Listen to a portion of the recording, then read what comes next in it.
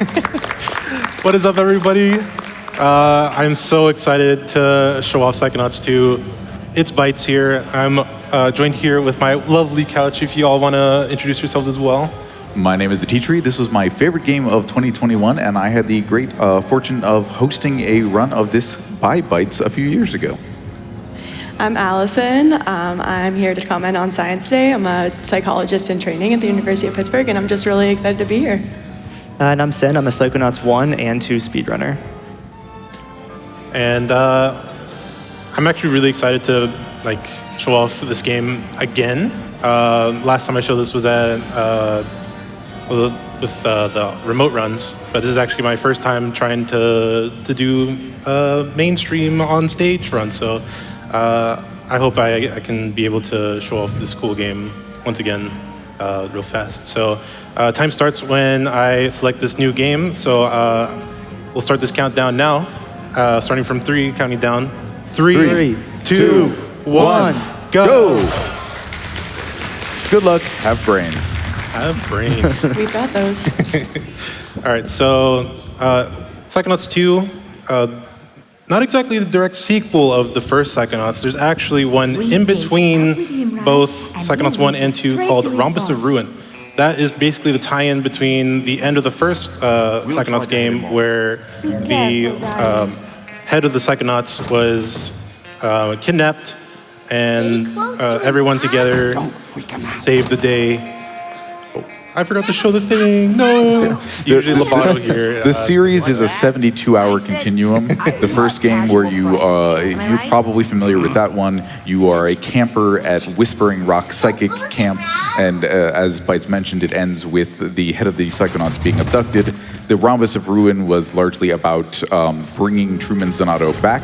And now the beginning of this is trying to figure out what's going on with Dr. Lobato, the erstwhile villain of the Rhombus of Ruin. So we are in a mental projection made by the Psychonauts inside Lobato's mind to try to find out what he knows. And right now, what you just saw is I exited to menu and came right back. That just skips a couple lines of dialogue, which gives me the ability to punch. There's like 5 seconds. So, ooh, nice launch. This is exactly why I jump on these plants. I really wanted to get those boosts, and I'm so glad I was able. I don't know about anybody else, but I've had these kinds of dreams before, when you're in a corridor that just seems to go on forever. And of course, walking up walls, you know. Trapped in an endless day of work. Mm-hmm. And this is basically just the whole tutorial level, trying to get all of our abilities. So right there, I have my punch. Now I have a double jump in here. Coach Eleander here is going to teach us how to roll, dodge, as well as the next ability you'll see is telekinesis. We'll be seeing a lot of tech using every single ability in this run, pretty much. So I'm going to be dodging all this stuff. Right now, I'll skip some dialogue so I can get my ability immediately and throw the tooth and use telekinesis to open into the next area where we will be getting into the combat phase. And if you can't handle the tooth, we completely understand. Yeah, a lot of this first level is just recollecting all the powers that we had from the first game. So you'll see all your favorite and familiar powers from the first one. Yep, and a lot of familiar enemies and some new ones too. First, we have the sensors, whose job is to block out anything that doesn't belong in someone's mental scape. Yeah, so according to, I guess the game's lore, Raz is kind of like an intruder in someone else's mind. So the mind is kind of having like a defense mechanism against Raz. So that's where all these kind of enemies are coming from. The jig is up at this point. Lobato has figured out that there was something unusual happening in his mind, and this is the actual inside of the mind of Dr. Lobato, as disquieting as that might be to think about.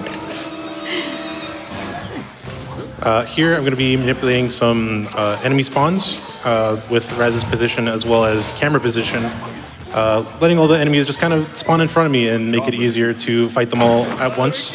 Those were the regrets who hold weights. As you know, regrets really do kind of weigh us down a little bit. And the good thing about these regrets that we're going to be using against other enemies is that their weight pretty much is the strongest thing against every other enemy in the game. So using my Psy Blast that I got from Agent Sasha there, I'll be able to just kind of one-shot regrets, take their weights with telekinesis, and throw it at any other enemy. Doing it in that specific order actually makes it so the weights have way more damage than if I were to just grab it straight from their hands. And here I'm going to be doing some more spawn manipulation if anyone can take over.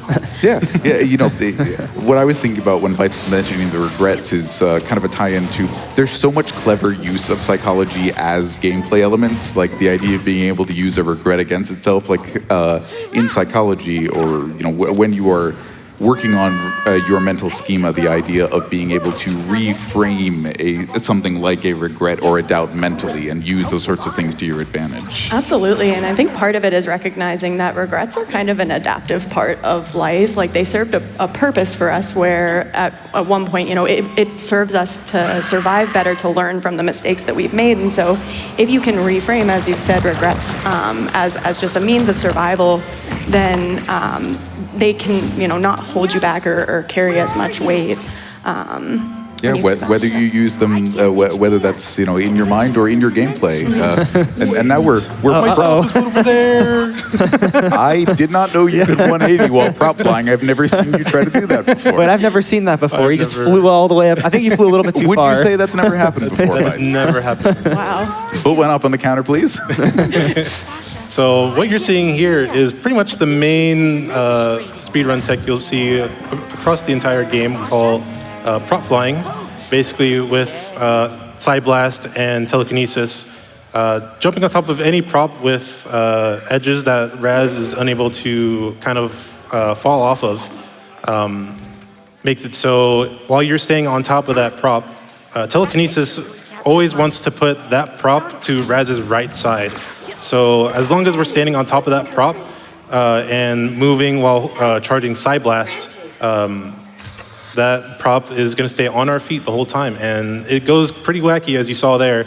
Every prop just rotates really wildly, and we're able to just like traverse through a lot of the levels pretty fast. To give you a quick story update, so Raz thought he was part of the Psychonauts, because that's basically the agent that he was working alongside in Psychonauts 1 and the Rompus of Ruin. To get his help so they could all work together, agreed to make him a Psychonaut. But as it turns out, field promotions are not permanent.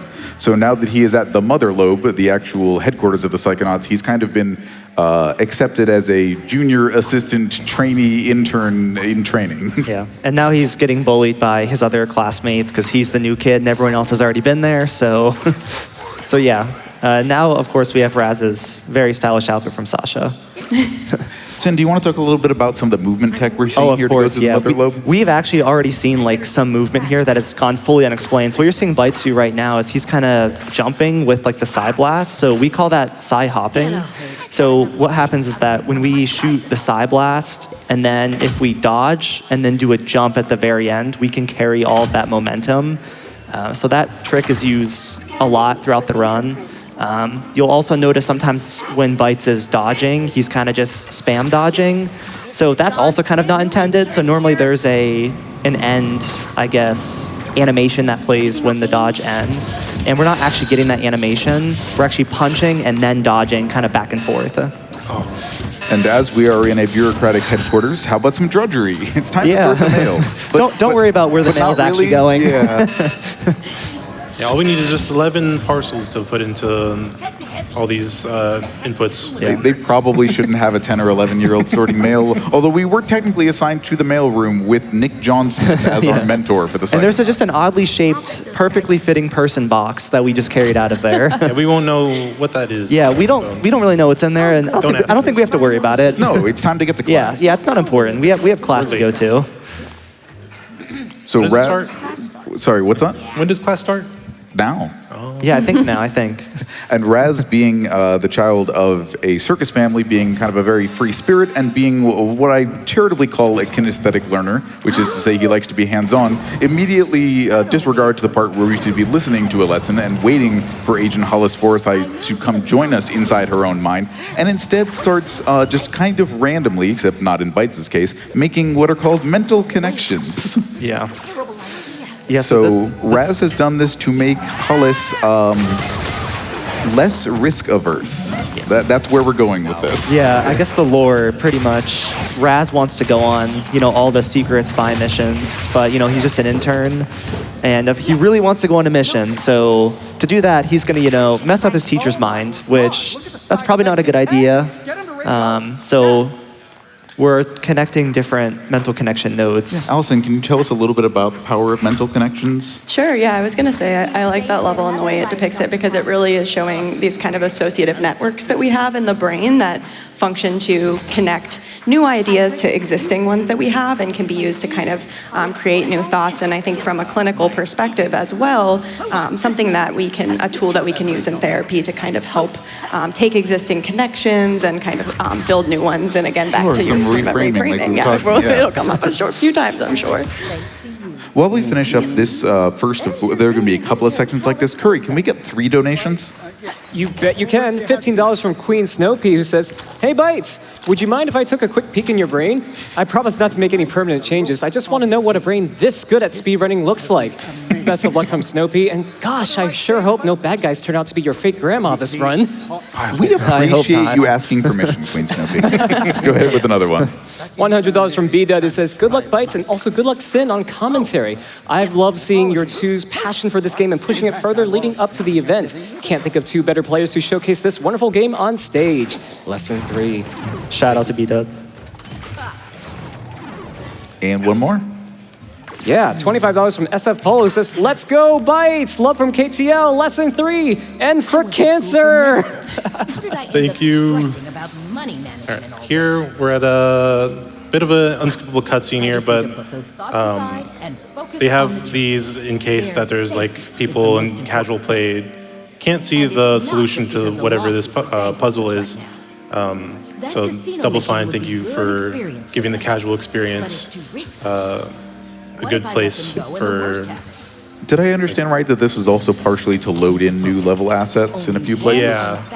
Yeah, they changed a lot within the level here. Yeah. So you can see the level opens up and everything kind of moves around. This is where it shows like the solution as well as what the problem is. And this puzzle in general, like when you do skip this, if for some reason you accidentally skip it on your first playthrough, this puzzle is quite confusing because there's tons of these mental connection bubbles everywhere, so you'd have no idea what you're supposed to connect. It's okay, I'll show you the solution. Follow the figments.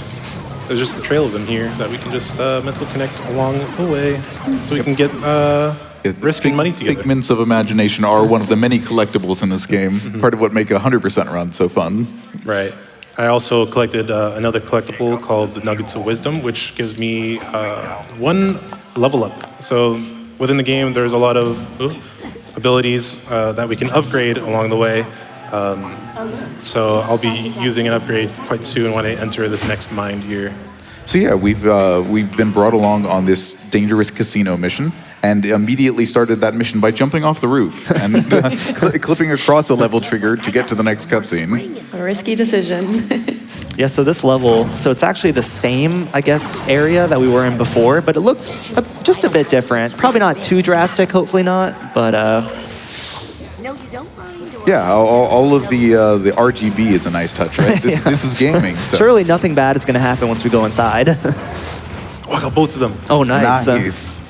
Oh, they're spawning over here because I wasn't expecting them. There's an extent to which, and we're kind of a little off book here just because of how the beginning of this fight went, but there is an extent to which you can manipulate where enemies spawn by where you're facing, where you're looking, and your relative proximity to kind of the expected spawn zones for most enemies.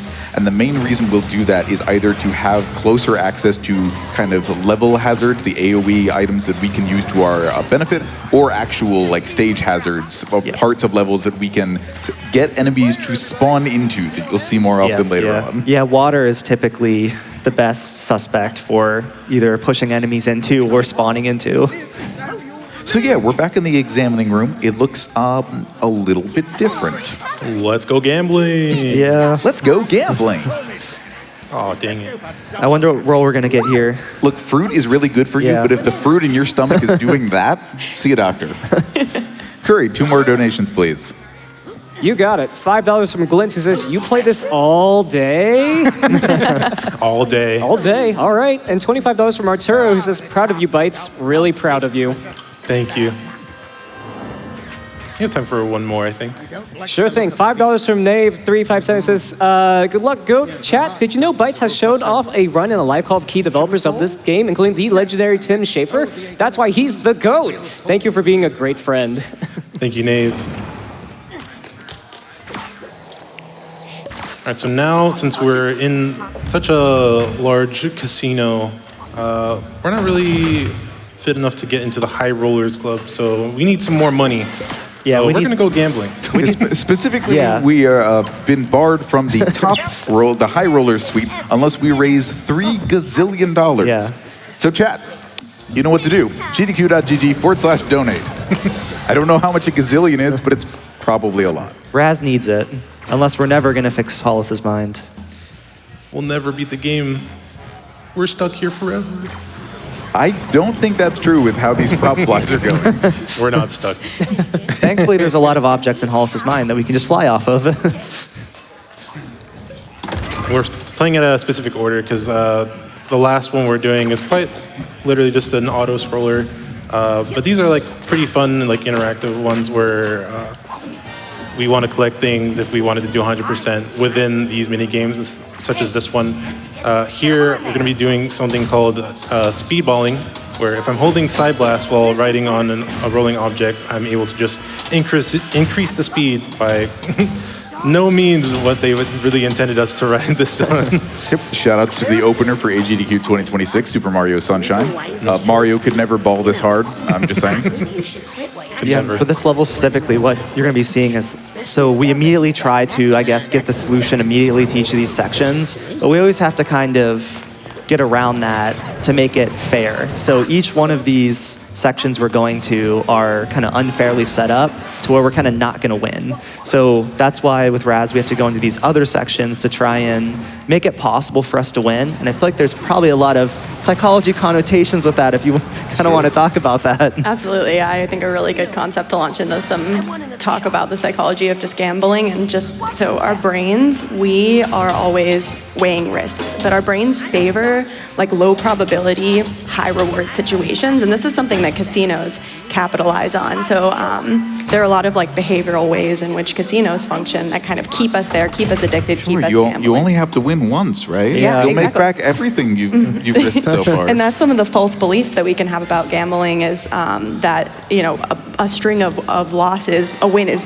bound to happen instead of being each gamble is independent. So there's these false beliefs, as well as just like the way that certain games function. Like if you think about a slot machine, the way a slot machine hits, it's very variable, it's unpredictable. And that variable reward schedule, that is addicting to our brain. It keeps us coming back for more. But I just won $2 gazillion, so surely I can get another one, right? I mean, to be fair, Raz isn't playing the odds as they lie. He's quite busy bending them in his favor. Case in point, we are going to become the consistent loser of this race. We're going to become Hearts and play that auto-scroller minigame to make sure we win our third gazillion. So Kuri, now's a fantastic time for a few more donations. You got it. $25 from Cookies Out. It says, Bytes, you are an amazing human being, and we could not be more stoked to watch you do what you love on a stage you have deserved to be on for a long time. Less than 3, love, Father Traffic, and the Bubbies. Less than 3. Love you, bubbies.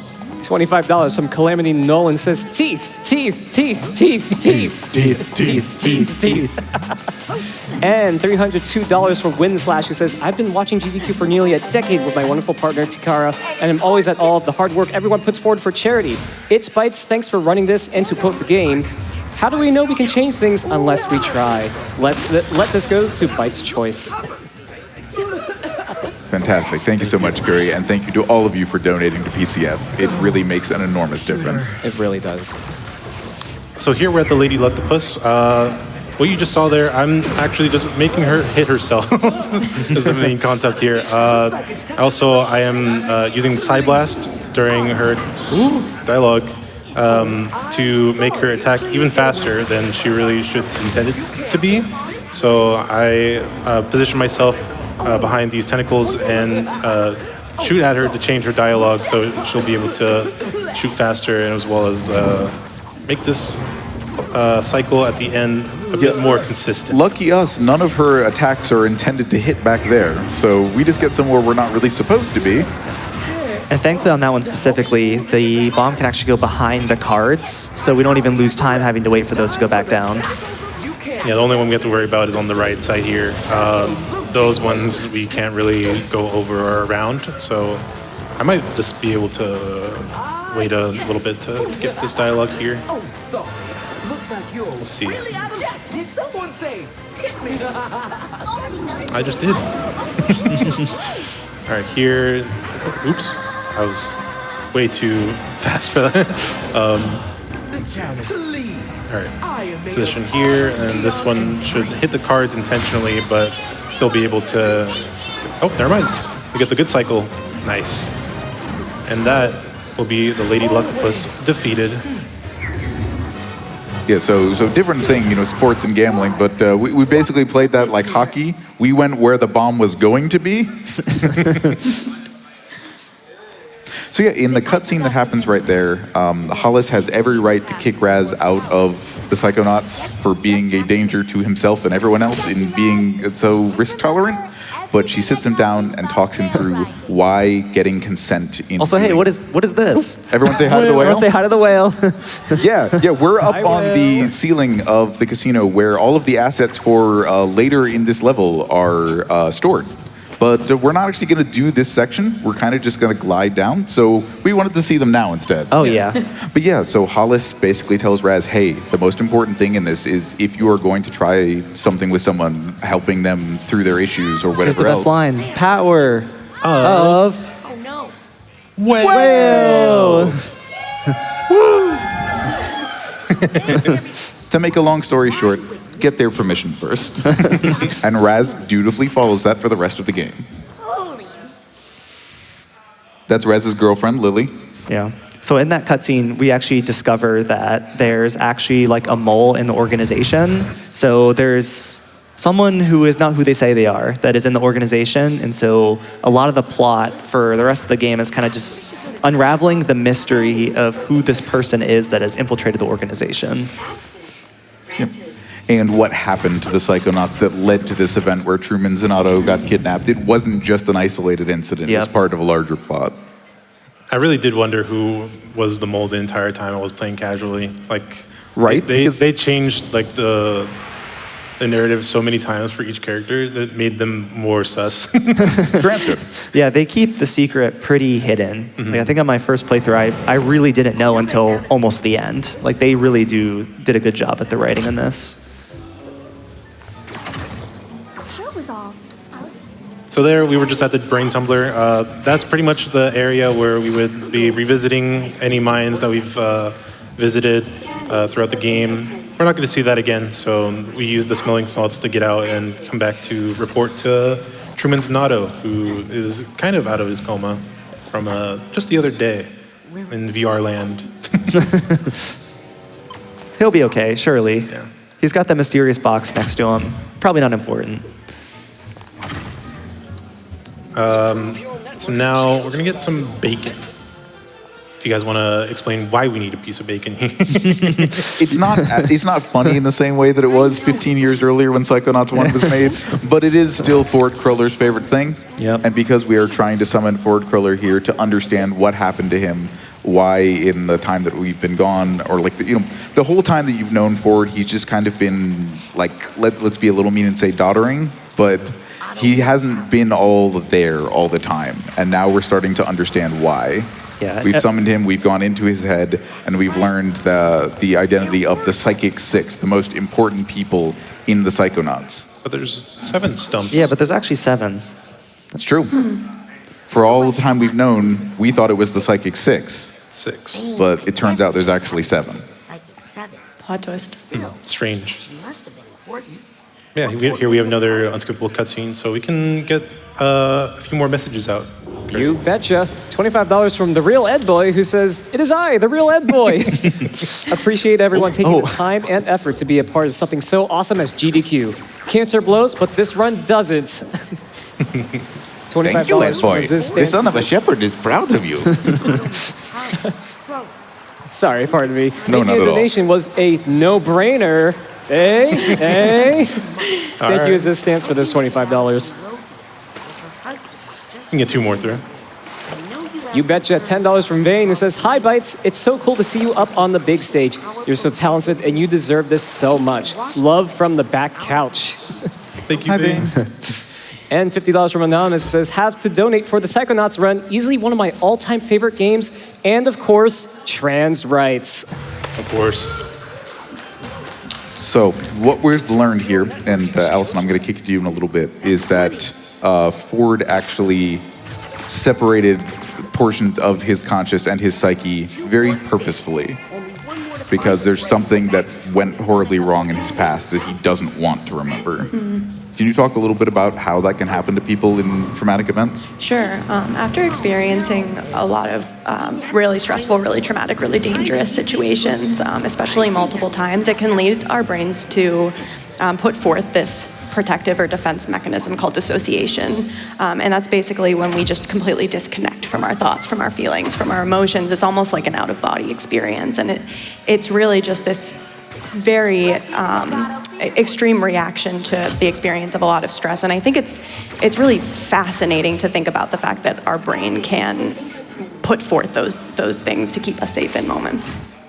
Yeah, so we don't understand why yet, but there is now a mail clerk Ford, a barber Ford, and a bowling attendant Ford. Also, our dad is here. Yeah, we got our family visiting. I guess it was Bring Your Family to Work Day. Yeah, they're a traveling circus. So now we're pretty much just set to various amounts of fetch quests. Hi, Terrell. Yeah, let's say hi to Terrell. Hi, Terrell. Hi, Terrell. So now we need the what is it? The membership tag. Yes, Compton Boole has purposefully put himself in psycho-isolation because of an excess of voices in his head, and this is the only place he can have mental solitude.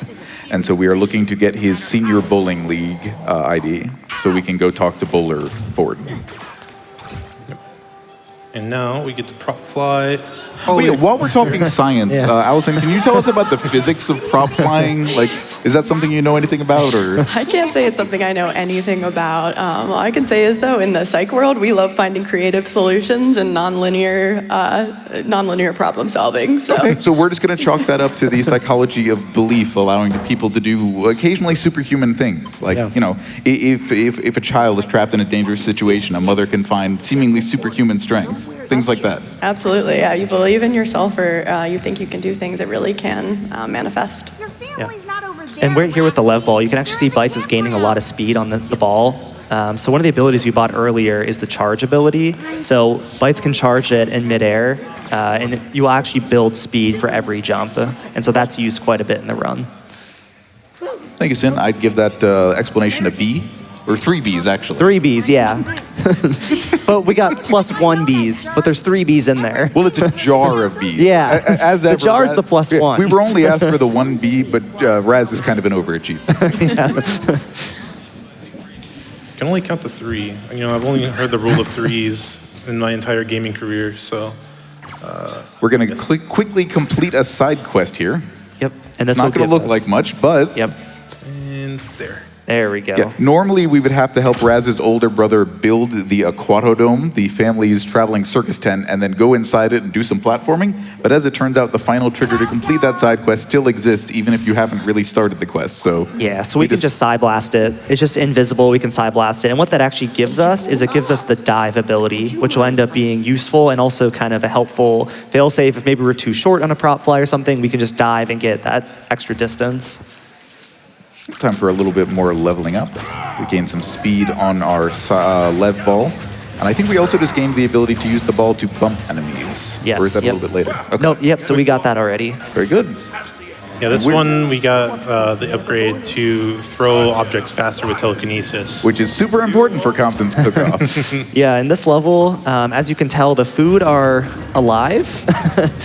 So the food wants us to cook it so we can prepare dishes for these 3 very judgmental puppets. Compton's cook-off, also known as the Great Mental Bake-Off. Yes. So yeah, there are going to be 3 rounds of this, as we're going to be collecting these very overexcited ingredients, taking them to different cooking stations, babysitting them, or going around and fulfilling other tasks while waiting for them to finish cooking and then plating and serving them to the, again, very judgmental judges. Yes.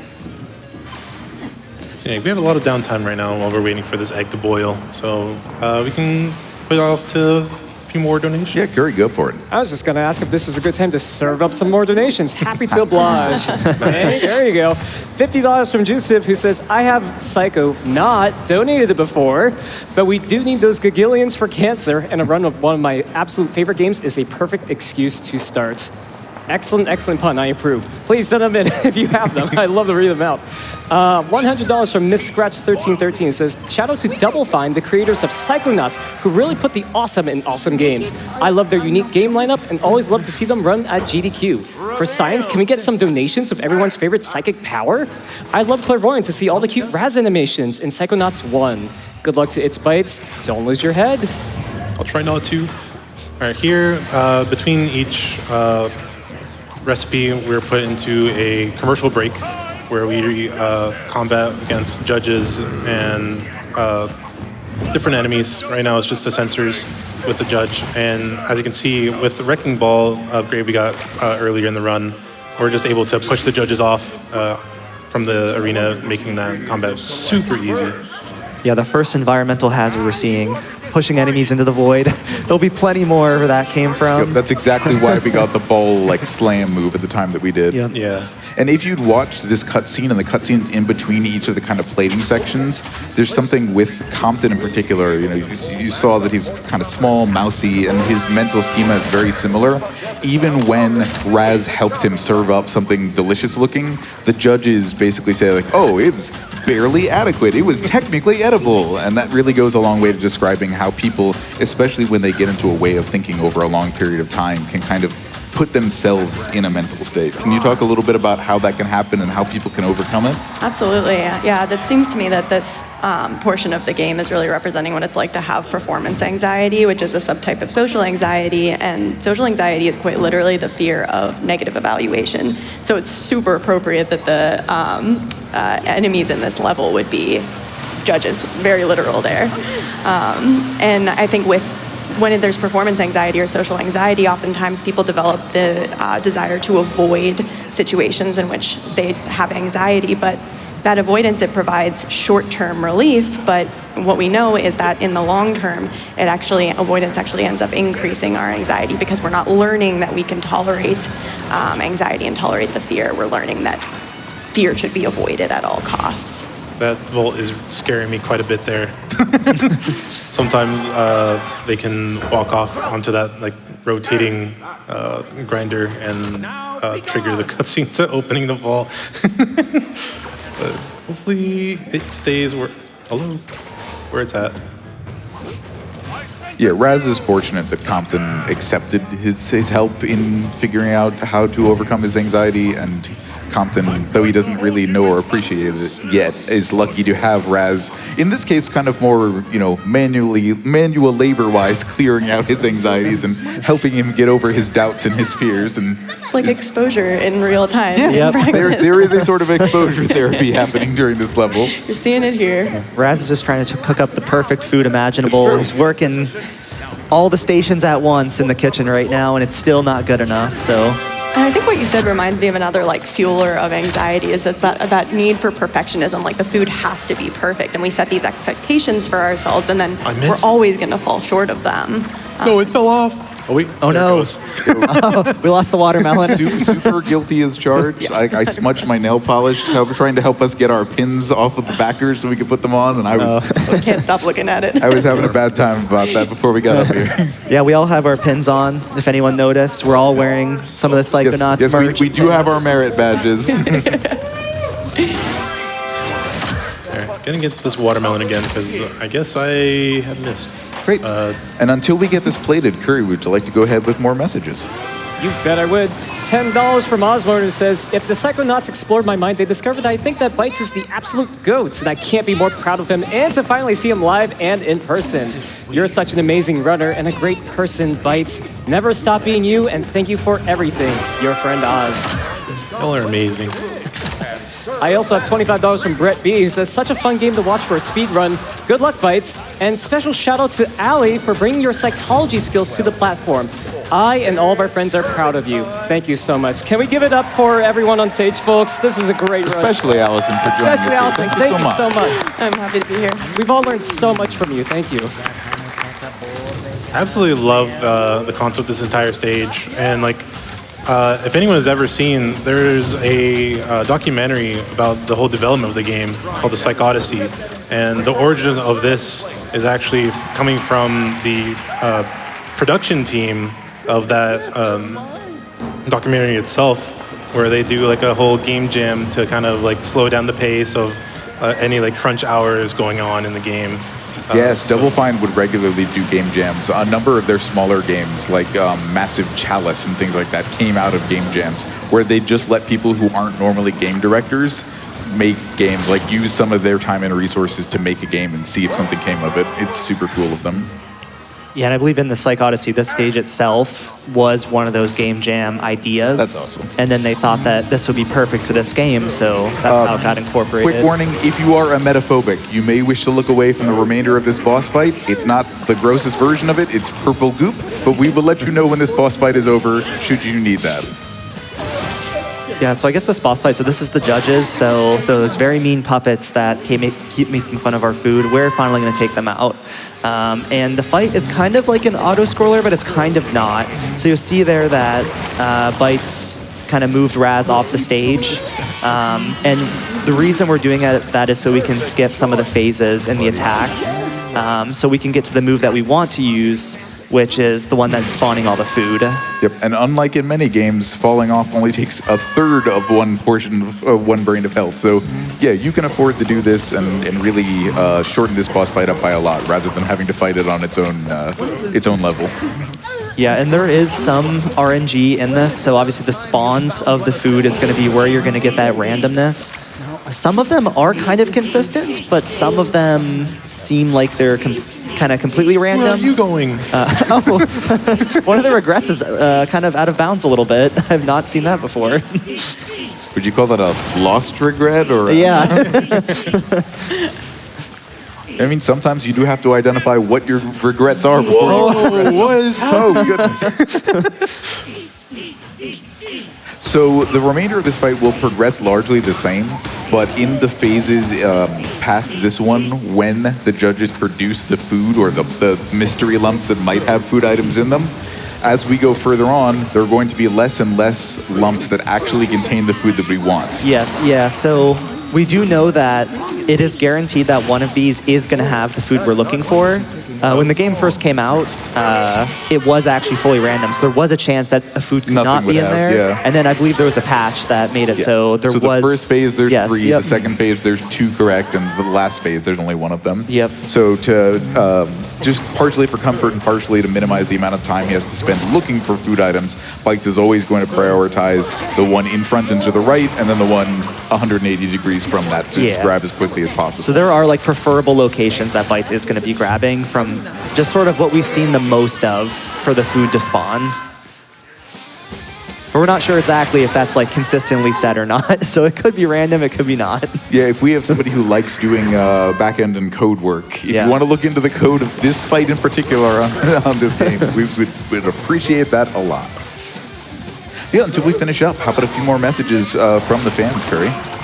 You betcha. We got lots of fans pouring in from the chats and everywhere. $10 from Sly Dante says, had to donate in honor of Compton's Cook-Off. My favorite level is a games and series packed to the brim with mind-blowing level design. Keep up the great work, and let's see if anyone else wants to sound off with their favorite Psychonauts levels in their donations. I completely agree, Sly Dante. Tell everyone what your favorite level in Psychonauts is. We'd love to hear it. And $5 from Alpha and the O'Shea, who says, for Mr. Pokelope. I miss you, Mr. Pokelope. From the first game. something that's coming to my mind, this might be a stretch, but I think it's interesting that the judges, like with they're vomiting on you, because one aspect of performance anxiety is there tends to be this fear that... Yeah, the physiological response to... Well, and there also tends to be this fear that other people will perceive us as nervous. So if they'll hear my voice shaking, they'll see me sweating, or on top of the physiological stuff, it's just, I might get nauseous, and at worst case, like maybe I'll get sick and somebody will see it. Very much a negative feedback loop that can lead to that worst case scenario happening. 100%. Speaking of worst case scenarios, I had like only the last pull being the ingredient. Yeah, these that have not needed. been nice. Oh god. Oh my gosh, it was the last pull. Double again. Hey! We got the SpongeBob special there. The spatula took us for a ride. I'm just gonna let this one go because I need my health back. Yeah, I also love in these levels as well, especially with like the psychology of it. There's some of it that's kind of just staring you right in the face, and there's a lot of it that is kind of behind the scenes, like kind of what you just mentioned, where it's just very kind of like a minor thing that could still just speak a lot of volumes. Yeah, and I'm sure there's still just so much that's even going over our head, like in the small details. It's really fantastic. Yeah, I can't help but feel like on some level, the Double Fine team literally went through a terminology book for psychology, and then just figured like, all right, what can we do that technically folds this in some way or another? There's just so many clever little things. Like when we were doing practice commentary, I was coming up with like, oh yeah, that kind of reminds me of this, and you were like, wow, I never thought of it that way. And I think even, there's so many aspects of this game that are reflective of personal experience as well. And I imagine that they have done a lot of research, not only into just psychology in general, but also into people's lived experience, which is important. This game coming out 15 years after the first one, it's kind of like the difference between like the Incredibles movies, if you've seen those. The people who made them were it's largely the same people, but they're in a very different place in their lives. So the experiences that they have to give of themselves into their product is just fundamentally different. And that's why a lot of this story and the part we're going through now is about helping people who are important, that Raz here kind of, they're his idols, but he's finding out that they have these deep personal traumas that in some way, as somebody who's just always up, has that spirit that rebounds all the time, even when bad things happen to him personally, he's the right person in the right place to help other people through their trauma. Yeah, and I think it's reflective of the way in which the mental health field continues to change and has changed over the last 15 years. I hear that there's a lot of differences between this and the first game and how kind of mental health is portrayed and depicted. Certainly. And it seems reflective of kind of the progress that the field is making as well. Can the field, is there a way to integrate that into... I guess really that's probably going to do more damage to the average person's inner ear than anything else. Give it another 15 years. Okay. Why can't my barber do this? Speaking of things that were developed more recently, this prop fly is one of the newer things added to the run. Normally, previously we would have had to do this segment, but instead we can wing our way all the way up the lighthouse, and this can be or the tricky. barber pole, rather. Yeah, ideally we'd want the prop fly to end at the top of the ladder, but the way the camera switches, like the perspective on it, it can be a little bit tricky. Also, sorry for the lack of emetophobia overwarning. You can look back at the screen now, I promise. Yes, the levels we have been doing is we're finally ready to, we have everything we need to go into all the forward mines. So we're finally going to be reuniting all the different pieces of his mind together. Yeah, we are essentially helping him reintegrate himself, for better or for worse. We don't know what's going to happen when that happens, and many people who seek psychological help don't know either, but it's the belief, I think, that many of us have that being somewhere other than that low place that we are now has to be better, right? Yeah, I think there's a lot of uncertainty when it comes to the thought of managing or tackling some of the things that you've been experiencing for a long time, because it becomes easier to just not. But it also, as this game depicts, you see all these characters in isolation and psycho-isolation, and I think it just shows that the longer, that you let these things go unmanaged or untreated, you're more likely to kind of end up in this kind of deep hole. Yeah. And these 3 forward levels as well have a lot of like Ford's personal experience. So for instance, this one, I believe this one's like Ford's first date, I believe. Yeah, I think So you're right. like these are all like kind of his personal experiences before like the tragedy happened, and so he's still holding on to them. So this level's kind of like a bowling alley, but there's also like germs everywhere. Nice. Good job hitting the Nice. trigger without the ball. That was a really excellent backup. Yeah, normally we ride the ball up above the kind of goop that represents, detritus in a bowling alley, and so we would have been able to use the ball to bounce ourselves up towards that trigger, but instead we had to do a very difficult prop fly over and still hit that mark on the backside of the escalator, or the elevator rather. What we would have done is we would have done like, it's called like moonball. I know there's like probably a couple different names for it, but if we are in midair with that ball while that cutscene starts, like it has to be in a certain spot, we can like defy the laws of gravity with it and just kind of fly up to the trigger. I don't want to be. So that was Nick John Smith. That's our mentor. He's kind of been missing this whole time so far. And then we learned he didn't have a brain in his head, kind of like Psychonauts 1. So we found one, and we gave it to him. And that brain... Probably just a random brain, right? Maybe it's not important. So what happens is that brain hasn't been online in a long time. And so by having its senses turned on, by being put in Nick's body, it started freaking out. So Bytes had to defeat, and did so very, very swiftly, a panic attack. Yes, and that was where you saw kind of Bytes beat that enemy immediately. We're going to see that again in a second. But yeah, that enemy is called the panic attack. So the enemy is very kind of like moves around very quickly. It's like always super alert. Very aggro. Yeah, it's like very, very willing to attack us. It kind of gives you no room for any sort of breaks. So this is a very, in terms of just panic attacks in general, I feel like this is a pretty interesting representation of that. Yeah, I love this level immediately for a few reasons. The first one is that, the first little nugget of information you get is that a brain without a body, it's in this state of sensory deprivation because all of our senses come from the body and get sent up as signals to the brain to be processed. And then when the brain is returned, we're seeing what's sensory overload. It's when our brain can become overwhelmed by the senses, and that can trigger a panic attack, and that overwhelm of the senses can come both internally. So for example, like my heart racing or shortness of breath can lead to kind of sensory overload, as well as from the external environment. So things like really bright lights or a lot of audio can also trigger the sensory overload and panic attack. And then, managing through that involves kind of slowing down. Which is exactly what Raz has learned to do with his power-up, the time bubble, with the help of the the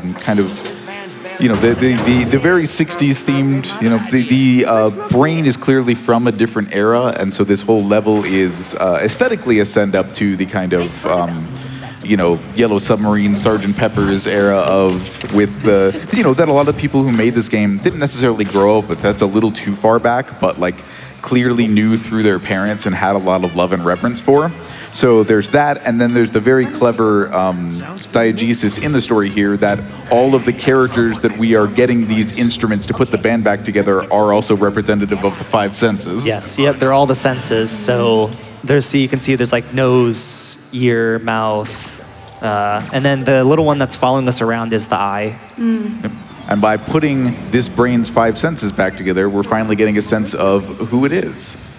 Yeah, so cool. And by nature, panic attacks, they come and they go relatively quickly. And this concept of slowing down and kind of experiencing the senses individually, it sounds like really maps on to kind of how you can kind of ground yourself and ride those out.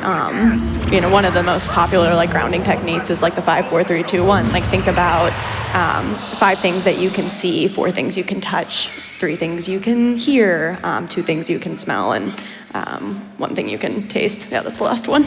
So the brain turns out to actually belong to Jack Black. Yes, it does belong to Jack Black, but it also belongs to Helmet, who is one of the Psychic Six. Yes, Helmet Fullbear, one of the Psychic Six, believed to be lost forever after, I think, a snowbank collapse. I believe, yeah. Yeah. Or was it the... Oh, I can't...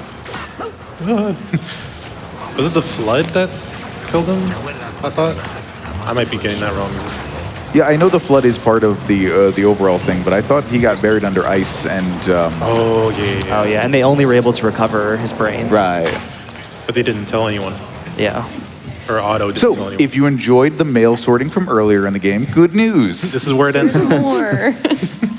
Also, I'm gonna get this brain over here because I didn't. Get Thankfully, we don't have to sort every package or letter that's found here. That's what this version of Ford has been endlessly doing since he was separated from the rest of him. But we're going to take a few very important typewriter keys that definitely don't spell out anything important and put them back on the typewriter for him. Yeah, so this level, Ford's trying to mail a letter to someone, you know. We might never find out who it's being mailed to, but It might be luck. I hope it's cult. That's right. It's a good band. I like the cult. this is also the last piece that we need for Ford's mind. So now we're entering, I guess, like a deeper chamber Staring into contest. Ford's mind. Yeah, also staring contest. And so this level is actually really cool. It's a shorter level, but this is honestly one of my favorites. This is Tomb of the Sarcophagus, which it's a graveyard, and then there's an entire like underground section you're going to see here in a second where there's like sharks Yeah, I kind of was going to say, circling. you did say sharkophagus. Yes, just in case you didn't hear it's that right. Sharkophagus. And so the funny thing is you won't see it here, but the sharks that are going around down there, they're coffins. As you can, you can see it right here. While we finish up this level and do a little bit of extra tech that we'll explain after Bytes does it, Curry, how about a couple of quick messages? You got it. $10 from Invader says, good luck on the run, sending support from back home. And $25 from the Milkman, who says, I am the Milkman. My milk is Oh, no, Psychonauts 2, you say? How embarrassing. I'll see myself milk. The milkman's milk is delicious. It's always been this way. Oh, yeah. Mm-hmm. Please. Okay. So what Bytes look to do there is use the seam of the door, the first door you can get to inside the sarcophagus, to get up and over an invisible barrier and end up outside of that level. Jeez. Don't do that, Bytes. I thought we talked sorry, about I'm trying to avoiding skip those this. skeletons. Hopefully no one else got scared by that. But yeah, the long and short is by being outside of the level, you weren't subject to its weird floaty physics. So we were able to make our way down much, much faster than we would have otherwise. Yeah, so where Ford's kind of guiding us is there's this, I guess, secret area that no one knows about. It's called the Green Needle Gulch, and this is kind of where the Psychonauts originally formed their group. So Ford brought us kind of out in the woods, and so this is where the, I guess, all the levels that are left in the game are going to be from this hub. It's like if psychics made a hippie commune. Yeah. You know, aesthetically. I mean, see, look at that dome. It's Right. very like... And like the whole place is full of like beanbag couches and stuff. Yeah, That's exactly. genuinely what they did here. They would. See, and fun fact as well, so the van we saw on the psychedelic level, that van is also in here as well. It has like vines all over it and everything. Also, shout outs to side sleepers and anyone who Yep. likes using a pillow like that. We always have to shout out the floppy pillow in the run. That's True. the only time we use it. That prop fly is actually a little bit tricky. Sometimes it can just completely throw you in a different direction. Yeah, it stopped me a couple times there, but we got through it. Hello?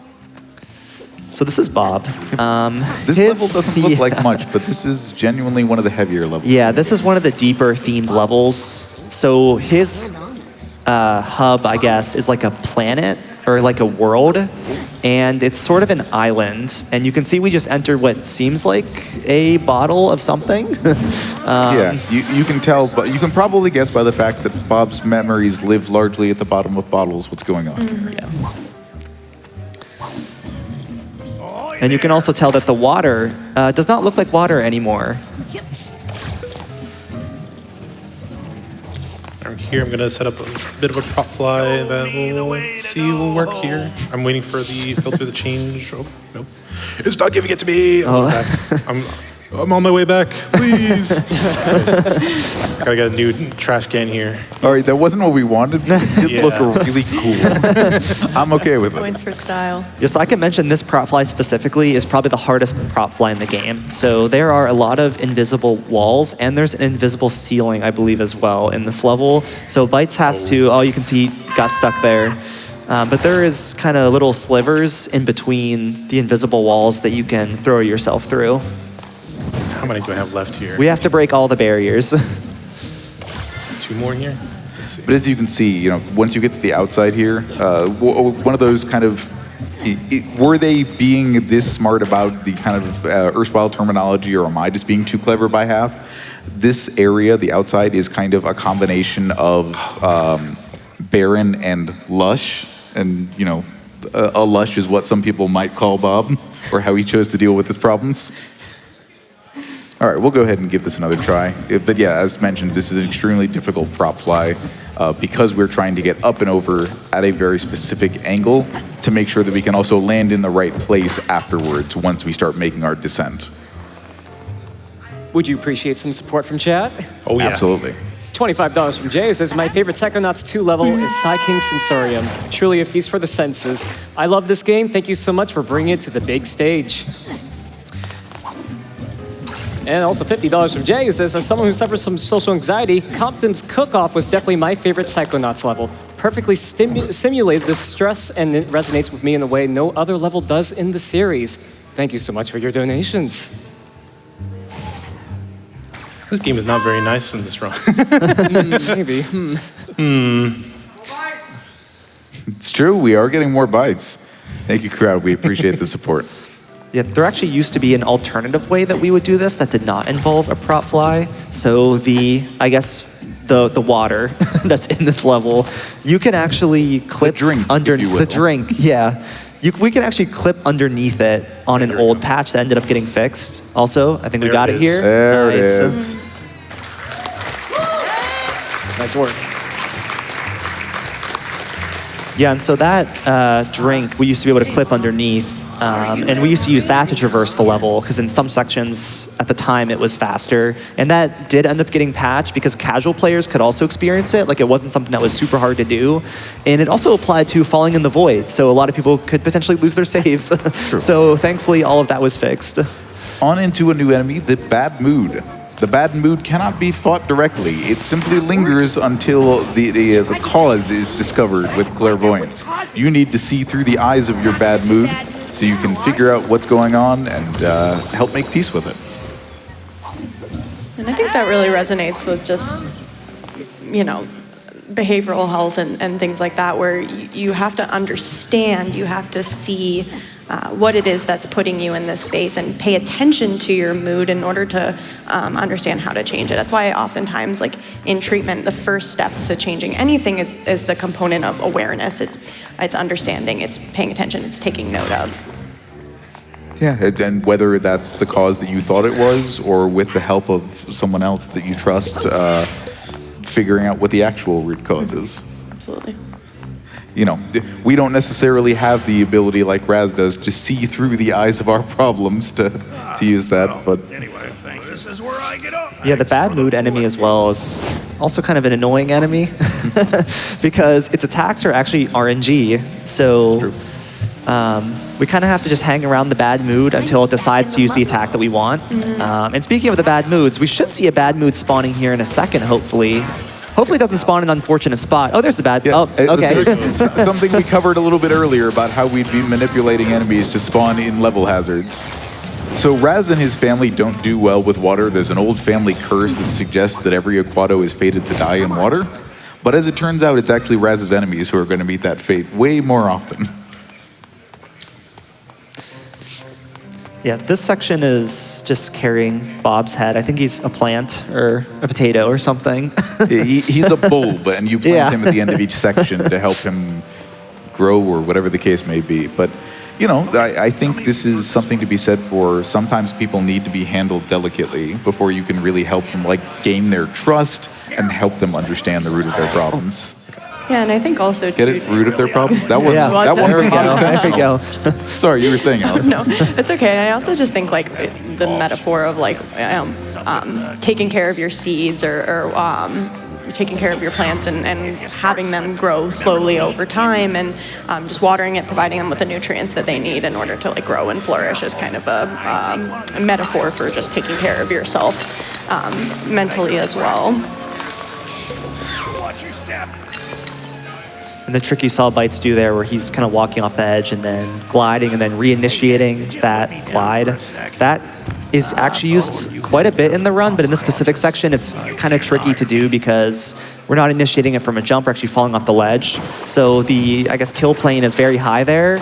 So they're really risky to go for, so glad Bites got all those, because if you die there, it does put you all the way back towards the start of that section. And for this next part, I'm going to need the crowd to be with us right here. Oh no, I turned Oh it no. off. Well, I'm going back. Yeah, we have to reinitiate this. I need this. This is probably the best glitch in this game. There we go. All right, everyone, Here hands we go. up. We're going down the slide. Yeah, so you're not supposed to be a Y posing here, but we can make Raz keep his hands up all the way down the ride. I'm trying to get all the figments as well. I think I did get all of them. That was awesome. Very good. Thank you, everyone. There we go. Hey, Kuri, while we make it through another section where we're carrying Bob along, could you give us maybe some updates on our current bid wars and incentives? Sure thing. As far as bid wars go, we've got an open bid war for Resident Evil 2, Claire B or Leon B. Claire B's in the lead with $3,800, and Leon B is at $2,000. So if you want to influence that bid war, now is a perfect time to donate. We've got Resident Evil 2 coming up in a couple runs here. So remember, apply that donation towards an option for that bid war, and you can change what might be showed on stream. Awesome. Thank you so much. Fun fact about that little quarter there, that was actually supposed to be in the Lobato level at the start of the game, and they decided to move it to this one, which honestly I think was a great decision from Double Fine there, because, you know, I like to go on for a loop there. It's the infinite cake. This level has a lot of cake in it, and you'll see why in a moment. Yeah, there's a party going on over here. Yeah. Yep. So we are, in fact, in a wedding reception on the cake itself. And if you recognize, or if you noticed just earlier as we came in, there was the initials H and B. We have met both of those characters before, but we'll learn a little more explicitly in just a minute here. Yeah. We're going to see who they are at the end of this section, and that ends up being the core of what Bob is truly feeling. I've already given Bob. And right here, there's going to be a small trick here. So the edge of these knives do not have, I guess, it can't hurt you. So what we can do is we can glide into a specific section of this, and instead of hurting us, it's going to like push us all the way up to the top. I'll do it one more time. This can be a little bit tricky to get. No, okay. I'll let it go for now. Yeah, so we think some of the tricks in this game are FPS dependent, so it could be a function of running on a different system than usual. But hey, you aren't seeing it behind us, but a quick shout out to Split Fiction, and in this case, a giant man. So if you enjoy giant women, we might have something for you later. Keep watching. Using our acrobatics. Wait, let me jump off of it. The jumping off is acrobatic skills is, I guess, is a lot harder than it looks. It's a little bit awkward to jump off those. And if you recognize these pecs, this beard, and this mane, yeah, that's Helmet Fobear from earlier. Yeah, so the guy that we mentioned that got trampled in an avalanche or something, this is actually a wedding between Helmet and Bob. So they were together, and then when Helmet died, that's what caused Bob to, you know, why his mind is like this.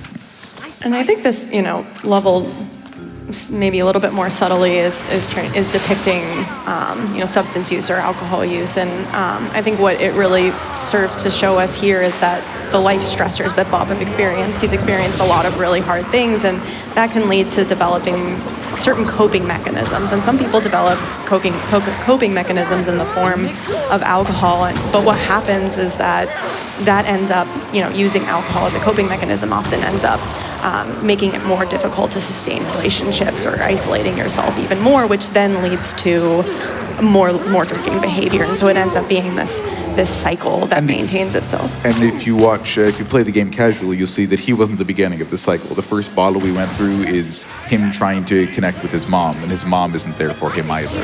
Yeah, and I think that just shows too, like the, environmental component, growing up with a parent who has substance use and uses that coping mechanism, and we're taking in the world as we're growing up, and so it's something that we see and learn. So the moth earlier that was trying to lead us here is actually now trying to stop us by keeping Bob in his cocoon so he doesn't break free and grow as a person. So that's why we have to, all of his regrets, all of his sorrows have now merged into one giant creature that we're kind of, maybe a bit of a Moby Dick sort of thing, Jason and the Argonauts.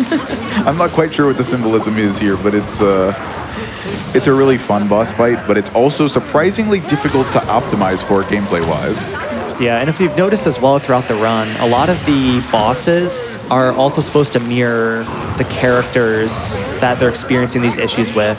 So for instance, the guy, I guess, with the mustache and the red is supposed to be Helmet. So there's supposed to be symbolism between those. And in the cooking level, for example, Truman and Forsyth are two of the puppets. So the trauma is kind of in the boss fights as well, where the characters that they I'm pretty experience. sure the big bouffant hair and the glasses is supposed to be representative of his mother. Yeah. Yeah, there's another fun thing to notice from the last phase. The moth was dropping this powder, which is pretty much a reference to the first game where they had the psychic ability of confusion. Going into those like little puffs actually changes your binds and confuses Raz, so you're using the wrong abilities on each button. So that's a really, really fun thing that they brought into this game to have a callback for the first one. Yeah, there were 2 total abilities that did not come back. So Bytes mentioned the first one being confusion, which thankfully, that got an Easter egg in that fight. The other one that did not come back is actually the shield. So if you remember the shield from Psychonauts 1, that was pretty much like, it was very strong. I'll say that. So I don't mind the shield not coming back. Really excellent prop fly up into Cassie's house. I know it's one that have been a little touchy in recent days. And yeah, with all the bees there and Cassie being the person that the bees all came from, you would have thought we'd been like greenhouse, apiary. We're in a library now. Yeah, and as you can see here, we're actually getting introduced to a new enemy. Bytes just killed the enemy. It's called the Enabler. And if we would have played this level first before Bob's, we would have had Enablers in Bob's level. So it is optimal to play Bob's level first. And what the Enabler enemy actually does is it pretty much puts a shield around other enemies, protecting them so they can't get damaged at all until you kill the Enabler. Time for everyone's favorite power-up. Yippee! Your archetype. Oh, look at him go. I guess you could say that's how they bring back Shield from the first game, is using the enablers. Oh, yeah. Good boy. See where this But yeah, the reason Bytes asked to make sure that was one of the merit badges he got to wear, because the mental projection is adorable. It's just a great power. And a really fun pop culture touch for those who might not be aware, that Raz and the projection are voiced by Invader Zim and Gur, respectively. Yep, exactly, yeah. So the voice actor for Gur voices the projection. So this was a really cool callback if you're an Invader Zim fan to see both of these voice actors come back in the same fashion. So yeah, where Fort Cruller kind of represented the shattering of the mind as a way to forget things, Cassie here represents forcibly separating portions of yourself into a schema so distinct that they are essentially different people. And parts of Cassie will tell you as you talk to them that like, oh yeah, no, when I need to know this, I consult this other version of myself. We kind of have a mental quorum and decide on things. Or at least that's the way it used to work until the librarian decided that the only way to keep order was to lock the other ones away. Yeah, and I guess some slight more context on for those other personalities. So the split personalities of Cassie, so the angry one or the sad one or the one that's just trying to control everything, it ends up being the angry one that ends up taking over. So I feel like that can be a lot of kind of an emotional thing where most people are going to go to anger first when they experience something. Yeah, and I think it's symbolic of the parts of ourselves. We all are made up of, ourselves are made up of multiple different parts, and each of those different parts come out at different times. They serve us at different points of our lives, and sometimes we're maybe identify more with certain parts of us than others. But I think it's really interesting that you're seeing a lot represented as a 2D structures here, because I think that's like when you deny certain parts of yourself or other parts take over and other ones are suppressed, you get this very 2D, like lifeless version of yourself. Whereas if you can, reconcile with and integrate these portions of yourself, like you get a bunch of 2D things stacked on top of each other, which is a 3D. That's a whole you, a whole self. Yep, so now we're inside one of our stories trying to rescue another part of Cassie. This is what, the privateer, kind of the racketeer, the smuggler? Yeah, we're trying to find evidence because we're trying to, I guess, blackmail the mean version because all the other personalities want to stand up to the mean version of Cassie, but they're too scared and they don't really trust Raz. So Raz is trying to find evidence to give to them so they can kind of come together to help defeat the mad portion of the librarian. So this section's kind of like open world a little bit, and so all three of these doors can be done in any order. So we can actually go in and find the evidence. Yep, and a little bit more save and quit action in between each segment to speed things along a little bit. But while we finish this section, Kuri, anything else you'd like us to know? You betcha. $25 from Squidney, who says, Psychonauts is one of my favorite game series, and I'm so happy to get to catch it this year. Listen to all the little enablers in the chat cheering you on. That's right, the enablers are showing up now. And $15 from Heathbar, who says, as a human who loves geeking out about the human psyche and gaming, I love Psychonauts, and I love supporting the prevention of cancer. Thank you so much for your donations. I also agree. I love how much we're learning right now. Thank you so much for that info. Yeah, and I'll especially thank our first donor, but as Raz says, while he appreciates the enthusiasm of the enablers, listening to them might not be the best course of action. So yeah, this is a lesson that you don't always want to evolve your Pokemon because the librarian has evolved into the Dibrarian. And that's bad for us. Giant woman. Yes, Yes, this is the giant This is woman. actually one of two giant women Yeah. remaining in the run. Hit her with this ruler. Let me unpause. Yeah, so Bytes is trying to get the ruler to spawn here before he transitions this boss into the phase where he has to draw the projection, because the ruler does a lot of damage. But we're only going to be using the ruler on the last phase of it, because then Bytes will be able to immediately hit the boss in the last phase. Yep, and now all we need to wait for is the mental projection to come off, back off its cooldown. Cooldowns or ammo for things are seen in the kind of colored elements around the powers in the bottom left and bottom right corners. Yeah, one of the reasons we also had to help Cassie and Bob is because we're trying to get into this machine called the Astrolathe, which we're trying to use on somebody, hopefully maybe somebody important. And now it's finally repaired, so we are actually going to use it. And this song sounds familiar. Yeah, if you played Psychonauts 1, welcome back to the Flea Circus. Yeah. We're sorry. Yeah, see, Raz's whole kind of story, especially in the first game, is he doesn't want to be a part of this moving circus with his family. It's something that he's trying to escape, and that was one of the themes in that game, and that's kind of what the entire last level was in the first game, was Raz with Coach Oleander kind of reliving the entire circus and kind of a weird, like a weird level design with all the meat and everything. So this is supposed to be a callback to that, but also just everything Raz has been through as well. Also, shoutouts to the Metal Gear run that was just before this. What a thrill here. We're still in a dream, quite literally. That was pretty good.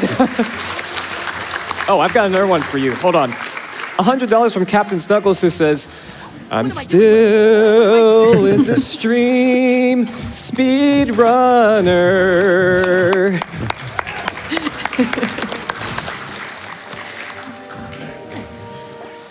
So yeah, now we are in Nona's mind. Yep. Nona, Our kind of grandmother. yeah, as far as we know, our grandmother is effectively a member of our extended family. She's always been there as long as Raz is known. Very sweet person. Yeah, as We can see, this is her quilted, mind, felted you know? inside of her mind. There's quilts everywhere, but there is a very dark piece of Nona's mind, which you're seeing right here. You'll see it there kind of in the background, but there's a locket that's chained up in the back, and there's a ton of baggage that is built up behind that lock. So we need to do this fight so we can actually unlock that and sort of, I guess, like release the flood for Nona to be able to remember everything that's been going on. And I feel like just there's a lot of like repressed memories type of thing where someone's forgetting, or maybe they're purposely forgetting, and just that repression. Yeah, I think it reminds, I mean, it's quite literal, like emotional baggage building up as this big dam that it sounds like is eventually going to kind of collapse. And I think symbolizes just kind of what can happen when we avoid or suppress our emotions or our past experiences. We keep pushing them down. Eventually, things are going to explode out. It's like if you are someone who cleans your house and like just shoves everything in your closet. Like that's all fine and dandy. Like maybe the door closes for a long time, but then one day it doesn't, and it bursts open, and you've got an even greater mess to clean up than you had before. Or like in some cases, I feel like people who practice avoidant behavior long enough, they get to that point where it feels like, well, this trauma is kind of like all I have left. If this isn't a part of me anymore, what is there beyond that? Oh, like I'm protected because it's scary to think of a life with like that where I don't that's have always that. been the core of who I am, knowing how to deal with it, knowing these facts are the bedrock of me. Mm-hmm. Yeah. And if that part of me isn't useful anymore, then what do I do? Yeah, I think that's an interesting thing that I see clinically as well. It's that people have trouble letting go of these parts of themselves because you can't imagine a life where things are different. Yeah, and so where we're at now actually is we're actually inside of Truman's mind, which he is the head of the Psychonauts, and That's not Truman. Yeah, that doesn't seem like Truman. So I think Truman might have somebody else's brain. Was that Nick John Smith? It might have been. Well, let's I think we're gonna find out. I think we just have to sit along for the ride here. fair enough. Everyone make sure your belt is everyone securely buckle fastened. up. Yep. Hands and feet inside the ride at all times. And we'll listen to the best song imaginable for such a ride. Yep. And while we make our way through this story expositional song, Kuri, would you accompany us with some lovely donations? It would be my pleasure. $100 from Andrew, says, first-time donor, long-time admirer of the GDQ community. Had to donate for some amazing runners sharing their skills with Double Fine's beautiful game. $5 from Twack, who says, Bob's Bottles is my favorite level overall. There are so many small details to it in how it portrays Bob. However, being plural myself, Cassie's collection holds a special place in my heart. And $50 from Shads, who says, Psychonauts 2 is one of my favorite games that I thought it was a double fine idea to donate to censor cancer into the mental void permanently. Thank you, GDQ and Prevent Cancer Foundation, for all you do. That's true. Like, thank you so much to the donor who mentions plural systems and other forms of self-identification. I was thinking of Cassie as somebody with very strict parts, but it really could and does also represent somebody who is plural, because there are people who have that very healthy relationship where there are different people and they take charge on different days. Yeah, absolutely. That's a really good thing to point out. So we're kind of getting a lore dump here, learning about the war. You can see there's Ford and Maligula fighting. It's a very one-sided and perhaps dishonest representation of what's going on here, but that's kind of the nature. We're getting one side of the story here. Theme parks haven't historically been known for their, their storytelling that tells both sides of a story. Yeah, so this mind is very much misinterpreting the events from someone else's perspective. So this is how Nick is kind of seeing everything that's been playing out. Yeah, these are those kind of framing events we talked about at the very beginning of the run, the things that led to the events of Psychonauts 1. But of course, we're only seeing this mind's version of the story, whoever this is. I'm glad Bytes played the scream. Yes, thank you. You can skip that cutscene, but we had to play it. We just had to. Look at all this water here. It wasn't here earlier. Everyone's having such a lovely time in the flood. Yeah, they're just singing along in the water. I do appreciate all the small details here, and I have someone here who might know a little bit more about this if there's time. Please. Go for it. I have $100 from Aaron, who says, hey, Psychonauts 2 developer here. Thank you so much for speedrunning our game. Yeah, let's hear it for Aaron. Thank you so much for showing up. Thank you so much for all your hard work, Aaron. We alluded to it briefly earlier, but there is a big documentary called The Psychonauts that came out in dozens of parts talking about the blood, sweat, tears, and years that went into making this game. It very nearly didn't happen multiple times. They had to make the difficult decision whether to cut down its scope, cancel the game altogether, or what they ultimately decided to do, which was they chose to get acquired by Microsoft to get the time and resources to finish making this game. And at the end of it all, we got something just really, really special. Yeah. So I think everybody on this couch and probably everyone watching at home is grateful that it turned out the way that it did. Yeah, 100%. Yeah. And Bytes is grateful to have learned relatively recently, like it won't be as relevant for this portion of the fight because we're leading the judges and censors into the water as best as we can. But as it turns out, all of these snowbanks in this area and the next ones are actually full of rocks. Yeah, it's actually infinite rocks. Yes. You can just keep pulling rocks out of the snow for some reason. Yeah, before that, we thought you had to fight this a bit more straightforward. But as it turns out, sometimes you just let it rock. Yeah. Right there, I angled my camera specifically so this judge would spawn right next to the water, so I can just push him right out of the way. Oh, please. Okay. Nice. Yeah, there's this fight and one fight later on that are two of the longest fights in the game. These are also very tricky fights. This one, I believe, has 3 waves. So part of the reason why Bytes got that extra health is because specifically of these fights at the end. Because a lot of different things can happen with the spawns, or the enabler protecting someone is also random. Why are you all the way over there? Oh, I'll get... It's always the doubts that are remaining. The doubts do tend to linger. Yeah, the don't doubts they? are lingering. Okay, If that you got should more be the last. time, I've got more support to send. Go for it. Awesome. So this comment is from Aaron from previously. Thank you so much for speedrunning our game. It was fun to make it, and it's fun to watch you break it. I've been watching GDQ for over a decade now, and it feels really special to get to see something I worked on being shown as part of the event, especially since it's for such a good cause. Good luck with the rest of the run. Thank you. We have time for a few more here, too. Oh, you sorry. got it. Go to this river here. $25 from Foxmine, who says, had to donate for my favorite, most excellent game, Psychonauts 2. Thank you, PCF and F Cancer. Good luck on the run.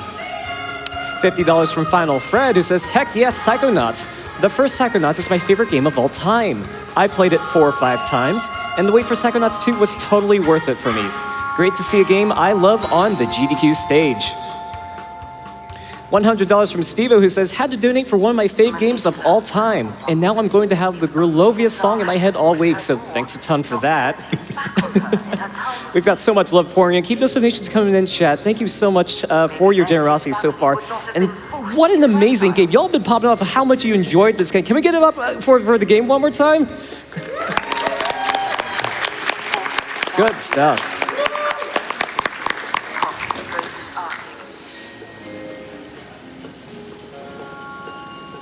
So how long is this ride? It's I think we're learning about where they've lived previously. Hopefully not somewhere totally weird. We'll be getting off the ride again in a little bit, but the ride is still not over. Ah, geez. We'll come back to you in just a little bit. Wait, they lived in the ocean. Oh, they lived in the ocean, yeah. Yeah, It was a hard life. yeah. Talk about all the sharks down there, right? They're like cocktails. Is that what the sarcophagus was about? Huh. Oh, yeah. And she's my fake grandma. And she's my fake grandma. Yeah, we finally put enough pieces together to realize that Lucy, or as the Grulovians know her, Maligula, the former countess or like high advisor to Grulovia, was also was the former identity of Raz's Nona. Yeah, so I guess the lore from that is Raz's grandparents actually die in the flood itself. Correct. And Raz does not know that. And so what happened was that Raz's father kind of replaced them with Nona as sort of a substitute. But they also did not know that she was like Maligula. Yeah. I think it was Ford It was- that replaced them all. Oh, yep, and it was changed Ford. everyone's memory. Which There is we go, why yep. Ford didn't want to remember any of it afterwards. Yep. Yeah. Because I know Ford was angry when we repair his mind because he does not want to remember. Yeah. Ford loved Lucy, so seeing that happen to her and then having to do what he did as the only way to kind of keep her around because everyone else agreed she was too dangerous. Yeah. And since Nona had all that repressed memories, they were thinking there's no way that Maligula would ever come back. So they decided just to let Nona kind of live out her life and just not worry about her. All right, that was all very heavy. How about we do some Tony Hawk stunts on a Fabergé egg? Yeah. Oh, Nice. The hole in one! Yeah! I'm sorry, y'all. Wow. Very nice. Bytes has nailed that 3 times in a row between the last 2 practice runs in here. That was so perfect. Oh, yeah. There's so many mechanical things we could have told you about how you need to adjust your speed and your direction to make sure you don't go through that portal in the wrong way because it can soft lock you. And now we don't have to worry about any of that. And Kuri, some more donations if you please. You betcha. $50 from Cruisin' USA, who says, still happy to donate during a run of my favorite series, Psychonauts. Thanks to all the runners and behind-the-scenes crews for your work this week. Trans rights. Trans rights. Trans rights. Trans rights. $50 from Nerd Cubed, who says, was it worth it to stay up until 5 a.m. watching Psychonauts 2? Yes, of course.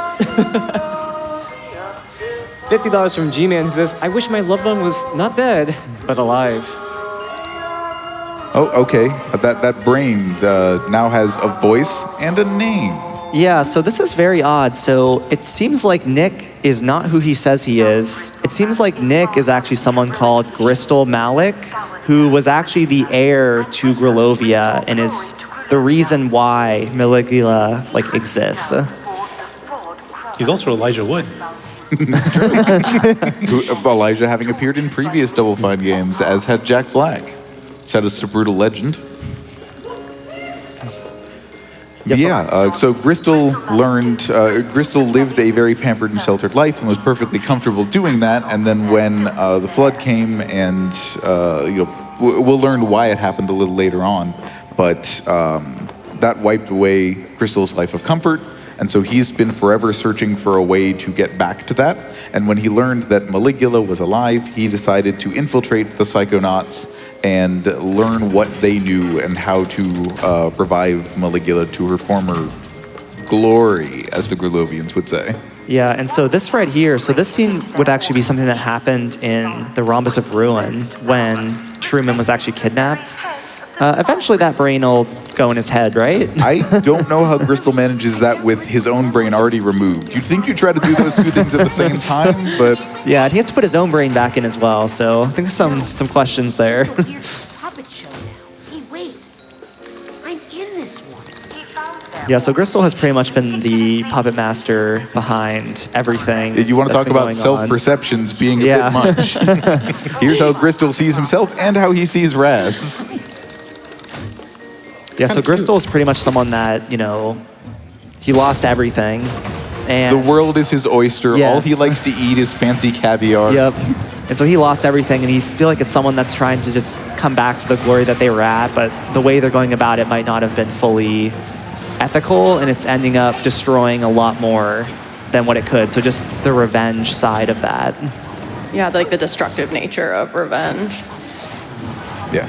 It's a heck of a motivator, but it also leaves behind a lot of doubt, regret, fear, judgmentalism, bad moods, all sorts of bad feelings, as we're seeing here. Yeah, so you can see Gristel's mind, unlike all the other ones, actually has every emotion in it in pretty much all of the fights. So this one, you see the doubts, you see the panic attacks, the judge is going to show up here, so Gristel's mind has everything. So and it's you just have a nice bloodthirsty crowd, too. Yeah.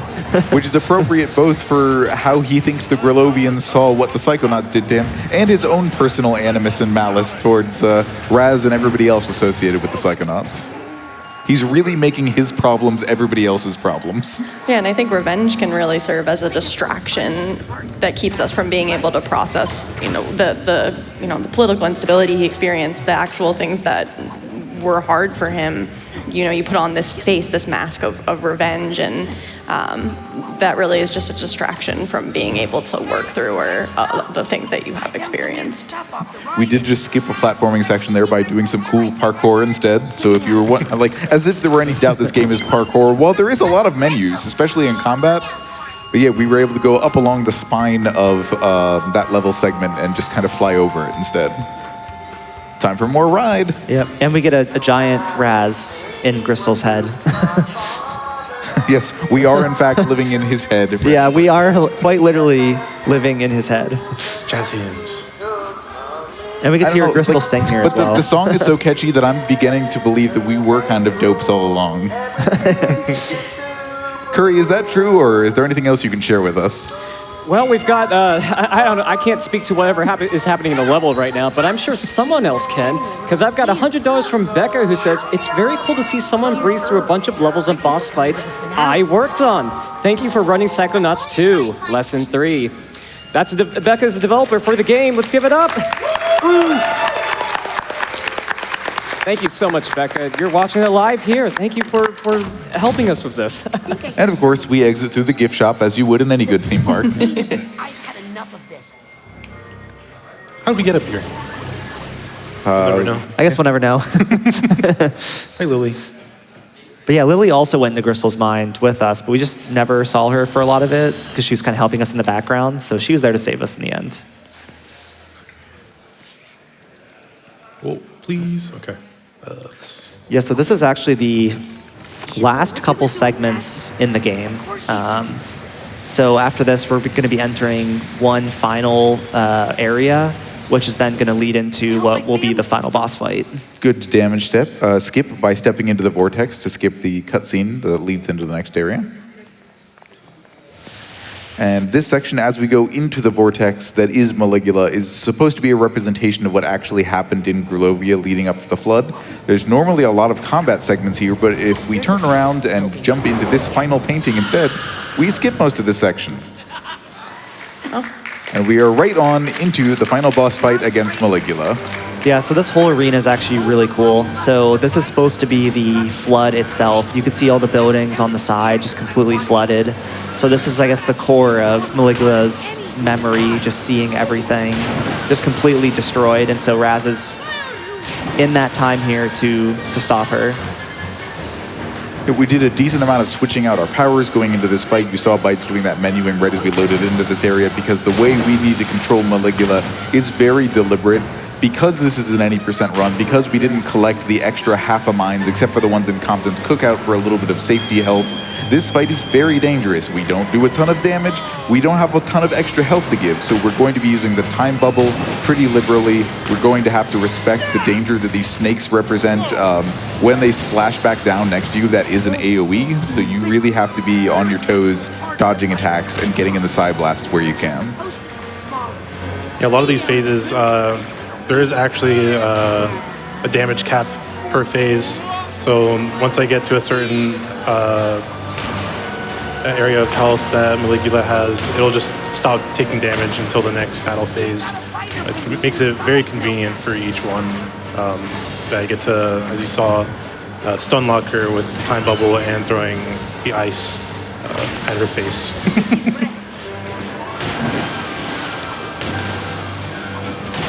So yeah, now there's a damage cap. I can't hit her anymore, but I'll just keep using time bubble to delay as much as I can, avoiding those snakes. Kuri, 2 last donations before we transition into the final phase of this fight. You got it. $25 from Hut, who says, thanks to everyone who helps make this event possible. Psychonauts means a lot to me and was my original introduction to the speedrunning community, so I had to donate during this run. Good luck to all the runners. And $150 from Dodecalope, who says Psychonauts, and especially Psychonauts 2, have been some of the most important games I've ever played in terms of the ideas and tools they've given me for ways to think about my own mental health. Psychonauts 2 has such humor and warmth that it's always a joy to read this. Thank you so much.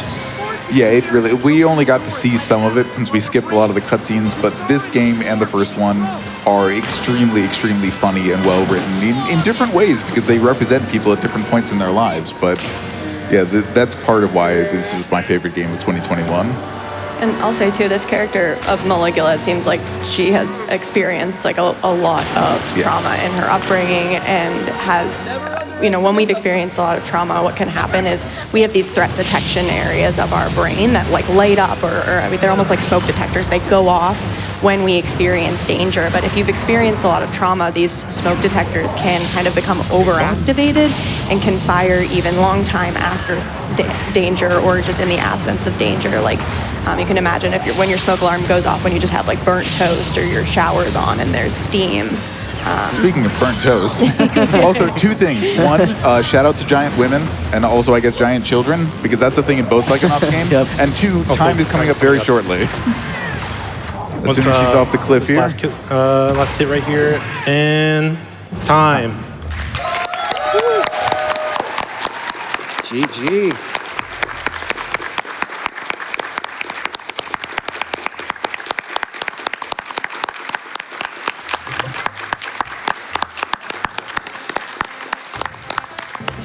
Where's Psychonaut now? Oh good, I can keep this pin on. We're finally graduated from the intern program. Do you guys want to start off with the shout-outs if you have any? Yeah, I'd say, I guess, just shout out to Double Fine, the developers of this game. This is a really awesome game. All their games are absolutely amazing, so definitely check out the Psychonauts games, and there's a whole plethora of games that they've made that are all really cool. So shout out to Double Fine. Yeah, I'll second that and say that the amount of effort that was put in to depict mental health in a way that was, like that one donor said, and in a way it's fun, it's light, but it's also really representative of people's experiences. Shout outs to a ton of different marathon teams doing good work in online marathons for the sake of mental health, like fast-paced events led by people like Amber Cyprin, Final Flame, Argic, HUD 601, and a lot of other names you may recognize. Preventathon, RPG Limit Break, always doing great work raising money for NAMI, the National Alliance on Mental Illness, and so many more that I've had the pleasure of working with over the years but can't name right now. So thank you to everyone, and keep doing great work to raise money for great causes. Bytes, take us out. I just want to shout out my girlfriend, who's been pretty much my largest supporter of my speedrun career, starting real early in 2020 when I played Sly Cooper. And also shout outs to the run Sly 2 from Nave coming up soon, and also the run for a Jet Runner from Zyphals. I'll be on the couch for both of those runs Friday morning. And shout outs to GDQ. Thank you for allowing me to show off Psychonauts 2 again and having me on the stage here. I had a great time. And yeah, keep donating. Enjoy the rest of the event. And thank you for having me. That'll be it for me.